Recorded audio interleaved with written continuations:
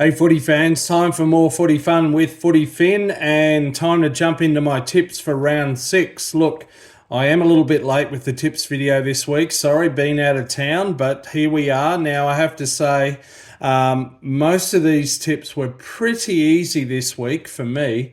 There is one point I want to note, and that is that at the moment on the NRL ladder, there is only one New South Wales team in the top 6. Only one, and that's the Sharks in 4th. So does that mean anything? Who knows?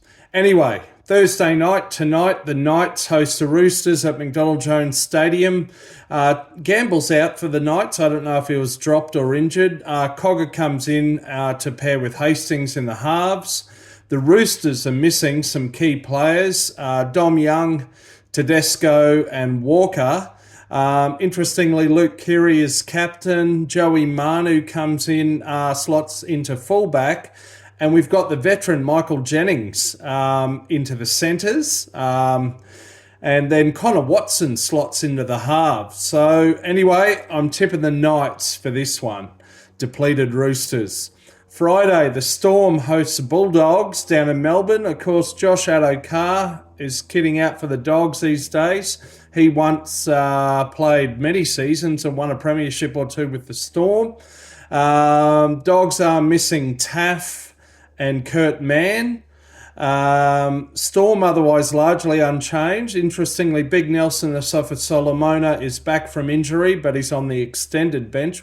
We won't see him on the field. The Storm are coming off an 8-day turnaround after a blockbuster clash and a win against the Broncos. I'm going with the Storm here. Then Friday night, the Battle of Brisbane Mark II or Mark III. Interestingly, the second game between these two teams last season was at the Gabba due to the Women's FIFA World Cup being at Suncorp. This one's back at Suncorp. Could be full house, could be 52, 53,000, a massive atmosphere. I was at this clash last year. Should be a good clash. The Broncos, of course, are still missing Payne Haas. Reece Walsh is back, probably earlier than expected from that nasty cheek injury. He's back at fullback. They are missing Adam Reynolds and Dean Mariner off the wing. In the halves, we've got Madden pairing up with Ezra Mam. And Corey Oates comes onto the wing. The Finns are missing Kafusi and Herbie Farnworth. So a key player out of their forward pack and their back line. I'm going with the Broncos here. Look, they will miss Adam Reynolds, but overall I'm picking the Broncos to be too strong. Should be a good clash, the Battle of Brisbane. Saturday, the Warriors host Manly in Auckland. The Warriors have got DWZ back, and interestingly, speaking of hyphenated surnames, I noticed that 5 out of 17 of the Warriors have hyphenated surnames this week. So there you go. I think that's something of a record. Manly are missing Ruben Garrick. He's their regular goal kicker. They have been looking good. They had an impressive win at home over the Panthers last week, but I'm going with the Warriors to win this one at home. Then the Eels host the Cowboys in Western Sydney. Of course, the Eels are pretty grim at the moment, aren't they? They're losing a couple of games that they probably should have put to bed. They do have Cartwright back. Of course, Moses is still out. Dylan Brown's in the halves, and he's been paired up with Assey, who's, I think this will be his first NRL game this season. The Cowboys are just missing Zach Laybutt. I think he picked up a nasty ACL injury or a knee injury. So he's out of the centres, but otherwise the Cowboys are looking really good. They basically had a glorified training run of sorts against the Titans last week, although they did fall asleep for a while in the second half, but I'm going with the Cowboys to beat the Eels here.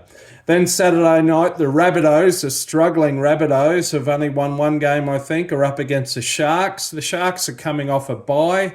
As I said, they're sitting in 4th position, so apart from one sort of upset loss, I forget who that was to, it'll probably come to me. They're looking pretty good. The Rabbitohs, of course, are missing Latrell Mitchell. He's out suspended once again. His brother, Shucky Mitchell, comes onto the bench.